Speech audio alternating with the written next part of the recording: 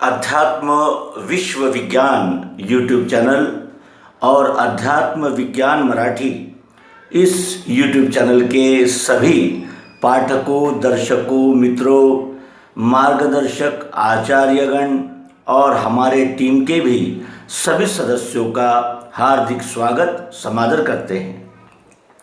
मित्रों, मिडल वे क्रिएशन इस संस्था की ओर से कुछ प्रश्न प्राप्त हुए हैं।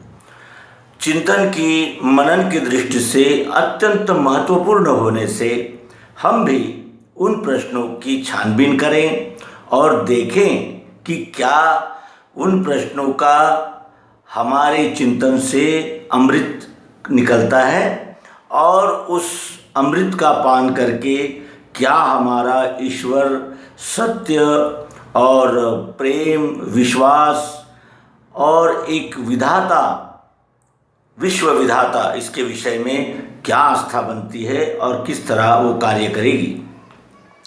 मिडल वे क्रिएशन यह अत्यंत जागरूक और जिसे कहा जाएगा कि प्रेरणा देने वाला यूट्यूब चैनल है। और इस यूट्यूब चैनल में यानी सत्य का ऊहापोह, सत्य की छानबीन, सत्य की जानकारी और सत्य के विषय प्रखर यानी जिसे कहा जाएगा कि जिज्ञासा दृष्टिगत होती है। और उनके निमित्त से हमें भी यह मौका मिला है कि हमें भी थोड़ा चिंतन मनन करें और जानें कि ईश्वर क्या है। प्रश्न अति महत्व के हैं और शंका समाधान के सत्र में उनका हम निराकरण करने का यथामति प्रयास करेंगे। और अगर कुछ त्रुटियां होंगी तो मिडल वे क्रिएशन ये संस्था कमेंट बॉक्स में अवश्य नमूद करें। पहला प्रश्न यह है कि अगर ईश्वर है तो वो बुराई पर अंकुश क्यों नहीं लगाता। दूसरा है कि वो सर्वशक्तिमान है, ऐसा भी कहते हैं, और उसकी शक्ति का हमें कहीं प्रभाव नज़र नहीं आता, तो वो सर्वशक्तिमान कैसे हैं। फिर उसकी इच्छा क्या है, वो क्या चाहता है। क्या वो लड़ाई झगड़े, दंगे फसाद और एक दूसरे के प्रति ये वैमनस्य, विद्वेष ये चाहता है। उसकी चाहत क्या है, वो क्या चाहता है। और क्या वो विद्वेषी है, वो द्वेष करने वाला है ईश्वर। फिर वो कहते हैं कि ईश्वर प्रकाशक है, तो ऐसे प्रकाशक का क्या लाभ है कि जो बुराई पर अंकुश नहीं कर पाता। और इससे ये भी विदित होता है कि सारी गलती उसी की है और उसकी गलती का खामियाजा हम मनुष्य जाति को भोगना पड़ रहा है। फिर वो अज्ञानी है क्योंकि बुरे को वो सजा नहीं करता, इसलिए वो अज्ञानी है। और बुराइयां जो है उसको वो रोक नहीं पा रहा है, इसलिए उसकी कोई आवश्यकता भी नहीं है। और ईश्वर कुछ कर नहीं सकता, तो फिर ईश्वर की आवश्यकता क्या है, ऐसा उनका मिला जुला प्रश्न है। प्रश्न यानी विस्तार से है, जिसको हमने संक्षिप्त में आपके सम्मुख रखा। आइए क्रमशः शुरू करें। परमात्मा अगर किसी पंथ का, संप्रदाय का, किसी भाषा का, किसी देश का और किसी मजहब का, किसी जिसे कहा जाएगा कि किसी एक गुट का अगर होता, तो क्या ये सारी सृष्टि अब तक स्थित हो पाती। क्योंकि जो भी पक्षपाती होगा वो दूसरे पक्ष के साथ न्याय कर पाएगा, इसका कोई यानी निश्चित ही नहीं है, क्योंकि वो एक पक्ष से लग गया। तो इसका अर्थ ये है कि वो निरपेक्ष है, वो सबका है। और हमने सर्वांग योग के माध्यम से इस प्रश्न की ओर जब देखना प्रारंभ करते हैं तो हमें ऐसा दिखता है कि परमात्मा क्या है। पृथ्वी, जल, अग्नि, वायु, आकाश, मन, बुद्धि और अहंकार, ये क्या किसी एक पक्ष के हो सकते हैं या सबके हो सकते हैं। अच्छा, केवल मनुष्य के ही हो सकते हैं क्या? पृथ्वी, जल, अग्नि, वायु, आकाश ये केवल मनुष्य के लिए ही निर्मित हुए हैं? नहीं, ऐसा नहीं है, क्योंकि पृथ्वी, जल, अग्नि, वायु, आकाश यही तो इस सृष्टि का आधार है और इसी से तो ये सृष्टि। फिर सर्वशक्तिमान वो विश्वरूप पद परमात्मा, ये सर्वशक्तिमान है क्या, इसकी ओर देखें तो पृथ्वी जल अग्नि वायु आकाश, इनको अगर हम इस सृष्टि से अलग कर देते हैं तो इस सृष्टि में क्या बचता है? एक भी वस्तु रह सकती है, उत्पन्न हो सकती है, पोषित हो सकती है और उसका संचालन हो सकता है। इसकी ओर अगर देखते हैं तो हमें ऐसा दृष्टिगोचर होता है कि ये पांचों तत्व जो है वो अपनी अपनी जगह इतना आवश्यक है। जैसे रोटी बनाने के लिए भले ही कुछ ना हो लेकिन आटे की ज़रूरत होती ही है, उसी तरह इस सृष्टि में भले ही बाकी तत्व हो न हो लेकिन पृथ्वी जल अग्नि वायु आकाश जिनसे ये सृष्टि बनी है उनकी आवश्यकता तो होगी ही होगी और है ही। उसमें का एक भी तत्व अगर हम निकालने की कल्पना भी करते हैं तो ये सारे सृष्टि का जो चक्र है वो कोलैप्स हो जाएगा, बिखर जाएगा। ये भी सत्य है। इसके बाद वो कहते हैं कि उसकी इच्छा क्या है, ईश्वर की इच्छा क्या है। तो ईश्वर की इच्छा क्या हो सकती है? जो सबका है, जो उद्भिद स्वेदज अंडज जारज, पेड़ पौधे, पानी से निकलने वाले कीटाणु और अंडे से निकलने वाले पशु पक्षी और माता के पेट से पूर्ण तैयार होकर आने वाले जानवर पशु और जिसमें मनुष्य का भी समावेश है, ऐसे सभी यानी चारों खानियों का पालन पोषण वो करता है। तो उसकी इच्छा क्या होगी? कोई भी पिता हो और कोई भी माता हो, उस माता पिता की क्या इच्छा होती है? उस माता पिता की इच्छा होती क्या है? क्या चाहते हैं वो क्या ये चाहते हैं कि मेरा एक बेटा सुखी रहे और दूसरा बेटा दुखी रहे? ऐसा तो कोई माता पिता चाहते ही नहीं, क्योंकि वो सभी बच्चों के वही माता पिता है। ये सब मेरे ही बच्चे हैं, ये वो माता पिता जानते हैं। इसलिए वो ऐसा नहीं कर सकते कि मेरे एक बेटा खुशहाल हो और दूसरा बेटा बर्बाद हो, ऐसा तो वो कभी नहीं चाह सकते, क्योंकि वो माता पिता है, सभी बच्चे उसके हैं। तो वो ये इच्छा नहीं रख सकता कि किसी का बुरा हो और किसी का भला हो। फिर वो कहते हैं कि वो प्रकाशक है, तो फिर सारी गलती उसी की होनी चाहिए क्योंकि वो प्रकाशक है। तो अब प्रकाशक का अर्थ, इसके पूर्व भी हमने अनेक प्रसंगों में इसका यानी उल्लेख किया है। प्रकाशक का अर्थ क्या होता है? जैसे अब ये प्रकाश अगर ये स्टूडियो में नहीं होता तो क्या हम आपको दिखाई देते इस अंक में? हो सकता था ऐसा। लेकिन अगर इसी प्रकाश में कोई जाली नोट बना रहा है, जाली स्टैम्प बना रहा है, कुछ बुरे काम कर रहा है, तो उसके लिए क्या इन यानी ये जो लाइट्स लगे हुए हैं इनको जिम्मेदार ठहराया जाएगा? क्योंकि यही तो प्रकाश दे रहे हैं ना। प्रकाश इसलिए भी मिल रहा है कि हम आपसे वार्तालाप करें, और प्रकाश इसलिए भी मिल सकता है कि आप जाली नोट बनाएं। तो प्रकाश का इसमें कोई दोष नहीं है और न प्रकाशक का है। प्रकाशक जो है उसका कार्य है वो कर रहा है। अब प्रकाश के कार्य में हमें क्या करना है, ये हमारी जिम्मेदारी है, और जैसा हम करेंगे वैसा ही मिलेगा। अगर हम आपसे वार्तालाप कर रहे हैं तो आप हमारी प्रशंसा करेंगे, कुछ त्रुटियां निकालेंगे, और अगर हम जाली नोट बना रहे हैं और पकड़े गए तो पुलिस वाले क्या वो उस लाइट को जिम्मेदार ठहराएंगे जिसने ये प्रकाश हमें दिया था, कि उस कृति करने वाले को जिम्मेदार ठहराएंगे? ये भी एक बात है। उसके बाद बुरे को क्यों नहीं रोकता, और ये बुराइयां कहाँ से आती है? तो बुराइयां कहाँ से आती है? तो हमारे विकारों से आती है। मनुष्य को बुद्धि मिली है, मन मिला है, चित्त है, अहंकार है, ये सभी साधन मिले हैं और इंद्रियां भी मिली है। तो क्या यानी इनका दुरुपयोग करने के लिए मिली है?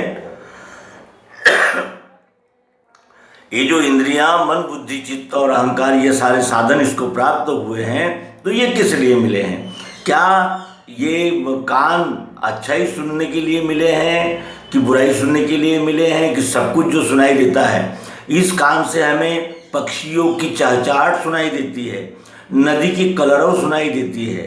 तो इस कान का क्या प्रयोजन करना है, क्या सुनना है, ये कौन निश्चित करेगा? ये हम करेंगे।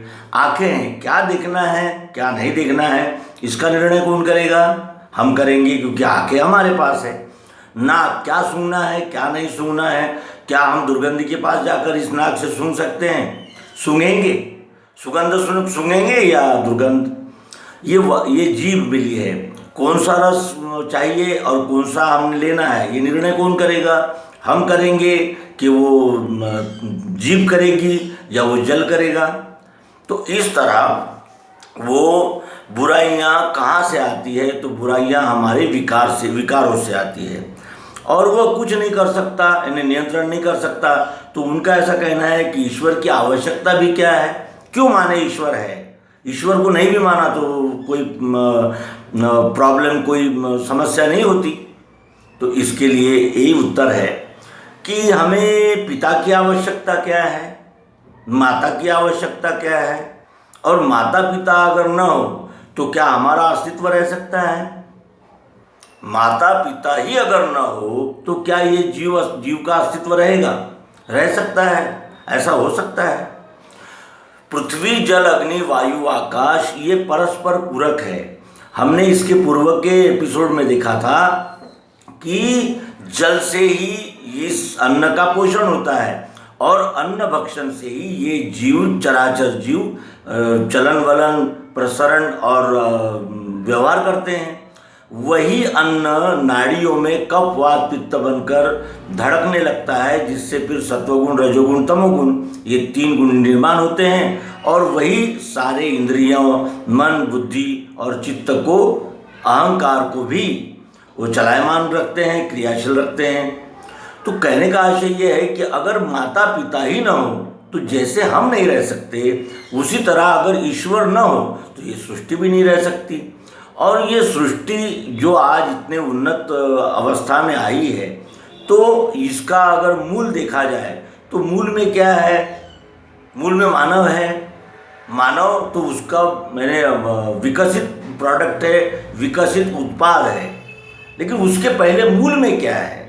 अगर हम मूल की ओर देखते हैं तो हमें ऐसे ही नजर आता है कि पृथ्वी, जल, अग्नि, वायु, आकाश, यही उसके मूल में होने चाहिए, और जिससे वो बना है। अब ये जो विकास हुआ, ये क्रमिक विकास है। धीरे धीरे जो क्षर भाव है वो सतत रूपांतरण होने वाला है, जो सतत परिवर्तन इसका जारी रहता है। उसी परिवर्तन का परिणाम है ये सारा विकास, और ये इतना विकास कि आज मानव अपने पिता पर, अपने जन्मदाता पर प्रश्न कर रहा है। और ये उचित भी है, क्योंकि बगैर जिज्ञासा और बगैर छानबीन इस विश्व में जो कुछ भी माना जाता है और कहा जाता है, वो केवल अंधश्रद्धा ही माननी चाहिए। और ये जो इतने प्रकार के ईश्वर निर्माण हुए हैं, इन ईश्वरों का इस मनुष्य जीवन के व्यवहार पर क्या अंकुश होता है, कौन सा नियंत्रण होता है?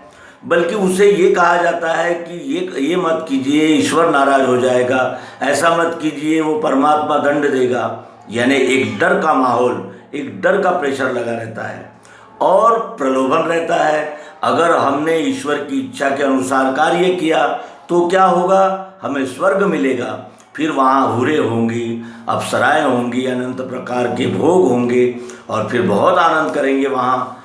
तो उस आनंद का लालच और डर, ये खड़े किए इस मनुष्य ने, और उसके आधार पर वो अपने अपने मत पंथ संप्रदायों का, यानी जिसे कहा जाएगा कि स्थापना करता है, और वही करते हुए अन्य लोगों को भी अपने संप्रदाय धर्म में जोड़ने की कोशिश करते हैं। अगर वो सत्य ही ईश्वर होता तो क्या वो एक बच्चे के साथ दुर्व्यवहार और दूसरे बच्चे को गले लगाता? क्या ऐसी वो असंवैधानिक, अमानवीय आज्ञाएं देता कि अन्य पंथों संप्रदायों का कत्ल करो और उन्हें अपने पंथ में लाओ, और अगर वो अपने पंथ में नहीं आते तो उन्हें तलवार दिखाओ, तलवार से चोट पहुंचाओ, डर दिखाओ, या फिर प्रलोभन दो, आप हमारे संप्रदाय में आइए, फिर हम आपको ये देंगे, वो देंगे, ऐसा करेंगे, वैसा करेंगे? कहने का आशय यह है कि ये विश्व ही विश्वरूप परमात्मा है। अब उनका इसमें एक मौलिक, अत्यंत मौलिक प्रश्न ये है कि वो मानवीय व्यवहार को नियंत्रित नहीं कर सकता तो वो ईश्वर कैसे? तो मानवीय व्यवहार जो है, हमने इसके पूर्व में ही बता दिया कि मानवीय व्यवहार पे उसका अंकुश इसलिए नहीं है कि उसको केवल मानवों का ही विचार करना नहीं है, तो वो सृष्टि रूप है, वो स्वयं ही है। वो इस सृष्टि से, विश्व से अलग न रहने से उसे, यानी कोई एक पक्ष नहीं है, एक यानी जिसे कहा जाएगा कि एक बाजू नहीं है, वो सर्व है। सर्व रहने से उसने सब कुछ हम पर छोड़ दिया। उसने कह दिया कि मैं केवल आपको जन्म दूंगा और आपको मैंने जन्म देकर छोड़ दिया है, क्योंकि आप जीव भाव है। सबके जीव भाव अलग होते हैं, सतोगुण, रजोगुण, तमोगुण, ये 3 प्रकार के गुण हैं और उन्हीं गुणों को धारण करके ये जीव चराचर सृष्टि कार्य कर रही है। तो इसमें वो अगर हस्तक्षेप करने लगता तो एक के ऊपर न्याय करे तो दूसरे पे अन्याय हो जाए, दूसरे से न्याय करे तो तीसरे पे अन्याय हो जाए। इसलिए ही उस विश्वरूप विधाता ने अपने आप को इन सारे बखेड़ों से दूर रखा और वो निरपेक्ष होकर इस समस्त सृष्टि का आधार बना हुआ है। और ये सभी धर्म पंथ मत कहते हैं, केवल सर्वांग योग ने ही ये सिद्ध कर दिया है कि ईश्वर सबका अलग अलग नहीं हो सकता। पृथ्वी, जल, अग्नि, वायु, आकाश, मन, बुद्धि और अहंकार, यही इस विश्वरूप परमात्मा के प्रकृति के अंग है। जैसे मेरा अंग है ये हाथ, मेरा है अंग, मुझसे भिन्न नहीं है, और इस हाथ के बगैर मैं नहीं हूँ। इस हाथ को घर में रखकर मैं स्टूडियो में नहीं आ सकता, इस हाथ के साथ ही आना होगा मुझे। ये मेरा अंग है, लेकिन ये मेरा अंग है तो मैं कौन हूँ? मैं और मेरा। तो ये पृथ्वी, जल, अग्नि, वायु, आकाश, मन, बुद्धि और अहंकार, जैसे सतोगुण, रजोगुण, तमोगुण कहते हैं मूल में, और अस्थि भांति प्रियत्व रूप जो चाहत जरूरत है, वो विश्वरूप परमात्मा का निराकार भाव है। अब किसी को प्रिय है चोरी करना, और किसी की चाहत है दूसरे का लूट लेना, और किसी की चाहत है परोपकार करना, दया धर्म करना। ये चाहत सबके लिए एक जैसी वो कैसे निर्मित कर सकता है? क्योंकि सभी इसी में हैं। और मान लीजिए कि उसने ऐसा सोचा कि मैं किसी एक पक्ष का ये करूं, यानी संरक्षण करूं। अब मान लीजिए उसने पुलिस का संरक्षण किया, तो चोरों का क्या होगा? और चोर नहीं होंगे तो पुलिस किस लिए है? यानी ये सारा जो सृष्टि का व्यवहार है वो अन्योन्याश्रित है। क्या करना है, क्या नहीं करना है, ये मानव का उत्तरदायित्व है। इसके लिए ईश्वर उत्तरदायी नहीं है। और भगवान श्री कृष्ण जी भी गीता में कहते हैं कि प्रभु नहीं धारे किसी के पाप पुण्य को। प्रभु किसी के पुण्य और पाप को धारण नहीं करता, जो करता है वही धारण करता है, और जो धारण करता है वही उसके फल भोग का अधिकारी होता है। तो इस तरह यहाँ ये कहते हुए इस शंका समाधान का समापन करें कि ईश्वर ये सर्वांग योग के द्वारा प्रत्यक्ष जानने की वस्तु है और वो विश्व रूप ही है। विश्व का एक कण भी अलग नहीं है। अब ये बताइए कि ये संपूर्ण है, ये संपूर्ण है, ये ढेला है, संपूर्ण है। अब इसका एक कण अगर ये कहे, इसका अगर एक कण ये कहता है कि मैं इससे अलग हूं, तो इसके लिए क्या ये ढेला उत्तरदायी है? जबकि अगर इस ढेले से पूछा जाए कि भाई ये कौन है, ये कण क्या है, तो वो क्या कहेगा? वो कहेगा मेरा ही स्वरूप है, इसमें जो मिठास इसमें है वही इसमें है। जैसे इसमें शब्द, स्पर्श, रूप, रस, गंध ये जैसे मुझ में है वैसे ही इसमें है। इसमें और मुझ में कोई फर्क नहीं है, केवल ये अल्प है और मैं पूर्ण हूँ। इस अल्प का कार्य क्या रहा? इस अल्प का कार्य यही है कि वो अपने को स्वस्वरूप जाने अपना, और वो ये भी जाने कि मेरा आकार जरूर अल्प है लेकिन मैं पूर्ण का यानी अंश हूँ। और मैं जो पूर्ण में है वही मुझ में भी है, और ये जानकर वो ईश्वर रूप ही हो सकता है। यही है ना, ये कण भी इसी से निकला है। और अगर ये कण है और ये अगर कहे कि मैं ये कर लूँगा वो कर लूँगा, तो क्या ऐसा संभव है? ये कर सकता है क्योंकि इसमें शक्ति है, इसमें भी वही शक्ति है, लेकिन ये पूर्ण रहने से अधिक शक्ति यानी सर्व शक्ति इसी में है, इसमें अल्प शक्ति है, ये कुछ नहीं कर सकता। और ये कितने दिन तक के इससे अलग रह सकता है? जब भी हमें शक्कर की यानी किसी व्यंजन को बनाने की आवश्यकता होगी तो क्या ये इसको हम इसमें नहीं मिलाएंगे? और इसमें ये अगर नहीं मिलेगा तो क्या पदार्थ नहीं बनेगा? जैसे हम एक उदाहरण देखेंगे इसमें कि जल जो है वो जल का प्रवाह बहता रहता है और उसी में लहरें बबूले ये निर्माण होते रहते हैं। अब वो बबूले नहीं भी बने तो जल का क्या बिगड़ जाएगा? क्या जल का अस्तित्व नहीं रहेगा? लहरें नहीं होंगी तो क्या जल नहीं होगा? लेकिन लहरें और बबूले न भी हो तो जल रहेगा, और जल रहेगा तो फिर जल के साथ सभी रहेंगे। उसमें उद्भिद स्वेदज अंडज जारज ये सभी जल के साथ लगे हुए हैं, वो बबूले और लहरें इनके साथ नहीं है। ये उस पानी का दृश्य है जो जल के इन्हें लहरें और बबूलों के रूप में व्यक्त हो रहा है। उसी तरह यह विश्व ही विश्वरूप परमात्मा है। ये जो सुबह शाम दोपहर धूप गर्मी यानी गर्मी ठंडी बरसात सुख दुख लाभ हानि ये जो दिख रहा है ये उसके प्रकृति का प्रकाश है, ये व्यक्त प्रकृति का कार्य है।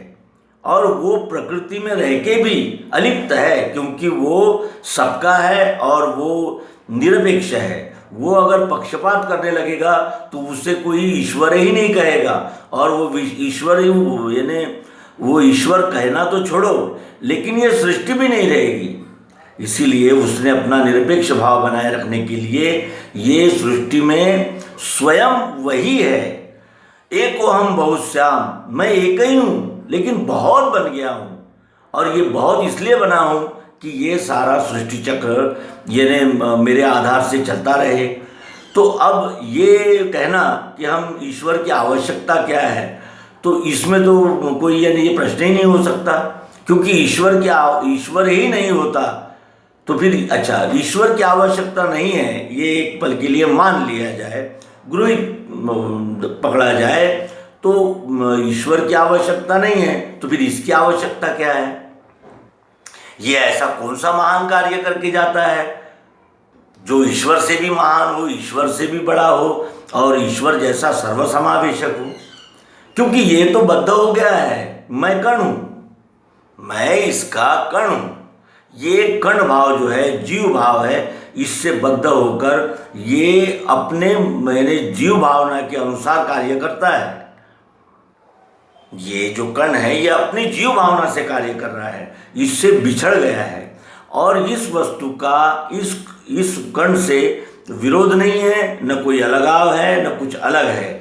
और यही सर्वांग योग सद्गुरु योग युक्ति से इस कण को ये जागृति इस बोध देने के लिए कि तू इसी का अंश है, इसी से निकला है, इसी में रहता है और इसी में विलीन हो जाता है, ये बोध देने के लिए तत्वदर्शी सद्गुरु भगवान हमें सर्वांग योग देते हैं।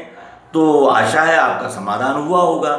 सर्वांग योग की प्रत्यक्ष प्रायोगिक पद्धति से इस विश्वरूप परमात्मा को जानकर हम भी विश्वरूप ही हो सकते हैं, और ये मौका केवल इस नर्तन में ही है, अन्य किसी भी खानियों में योनियों में ये मौका ये अवसर नहीं आया है। इसलिए संत कहते हैं कि भाग बड़े मानुष तन पावा, भाग बड़े हैं जो हमको मनुष्य तन मिला है, और इस मनुष्य तन का उपयोग यही है कि हम इस कण से जो निकले हुए जीव भाव है वो अपने स्वस्वरूप का दर्शन कर ले, और स्वस्वरूप का दर्शन होते ही मैं ही संपूर्ण विश्व हूँ। अकंप धारणा बैठे, ये धारणा अगर अकंप बैठ गई कि मैं ही संपूर्ण विश्व हूँ, तो फिर हमारा व्यवहार क्या विकार युक्त हो जाएगा? क्या हम पक्षपात करेंगे? क्या हम मेरा तेरा करेंगे? क्या ये जो काम, क्रोध, लोभ, मद, मोह, मत्सर है, इनमें पड़ेंगे? क्योंकि हम किसको लूट रहे हैं? अपने आप को। ये हाथ अगर इस हाथ को चोट पहुंचाता है तो वेदना किसे होगी? इस हाथ को होगी, इस हाथ को होगी, या संपूर्ण शरीर को होगी? तो ये इस तरह का विशाल दृष्टिकोण और विश्व के साथ एकात्म होने की यानी अद्भुत किमया, अद्भुत युक्ति, ये सर्वांग योग है। आशा है आप सर्वांग योग का परिशीलन करके इस विश्वरूप परमात्मा की यानी वस्तु स्थिति और विश्वरूप परमात्मा का बोध ग्रहण करके फिर स्थायी समाधान और स्थायी शांति में स्थित हो जाएंगे। विश्वरूप परमात्मा न किसी के कर्म यानी किसी को कर्म का निर्देशन करता है, न उसके कर्म का फलभोग करता है। ये सब जीव भावना है, जीव करता है, जीव भोगता है। और अब जो हमने शुरू में ही ये मास्क लगाकर आपको दिखाया था,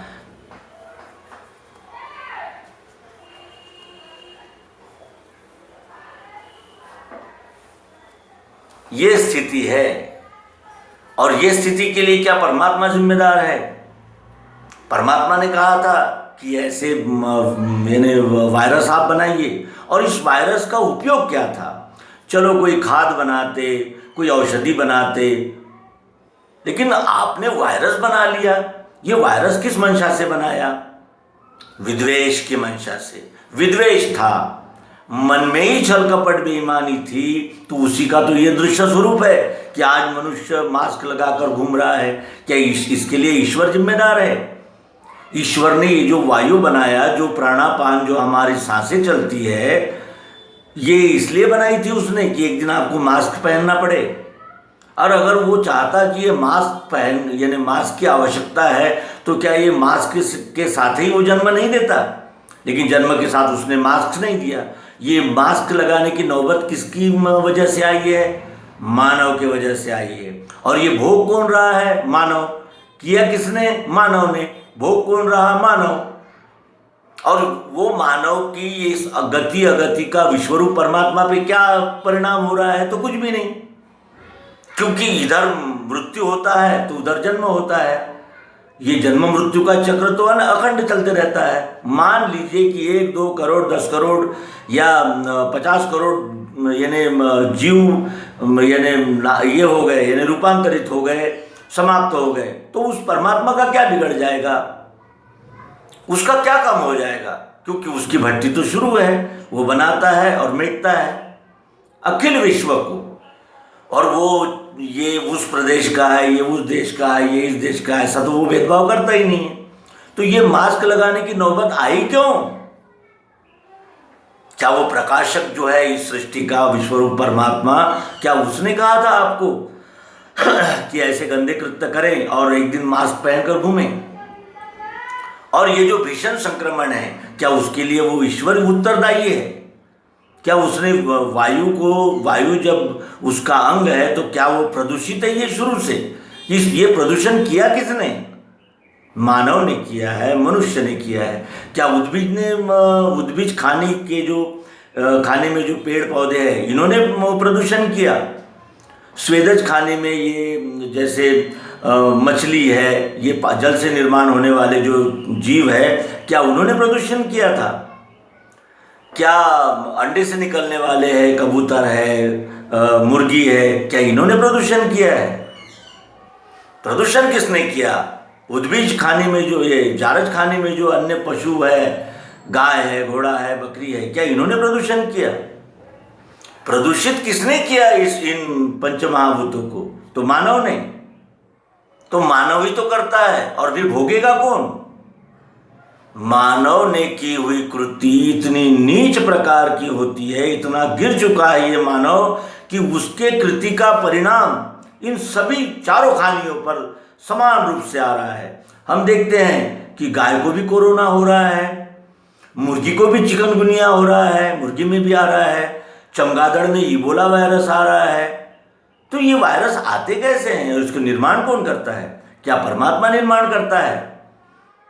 जब हम सब उसी की संतानें हैं तो ऐसा द्वैत का व्यवहार तो माता पिता कर ही नहीं सकते। क्योंकि वो माता पिता जानते, भले ही अपने बाल बच्चे नहीं जानते, लेकिन माता पिता जानते हैं कि ये सब हमारे हैं, मेरे हैं। और लेकिन पुत्र कुपुत्र हो सकता है, लेकिन माता कभी कुमाता नहीं होती। क्यों? क्योंकि वो जानती है कि मेरा ही अंश है ये।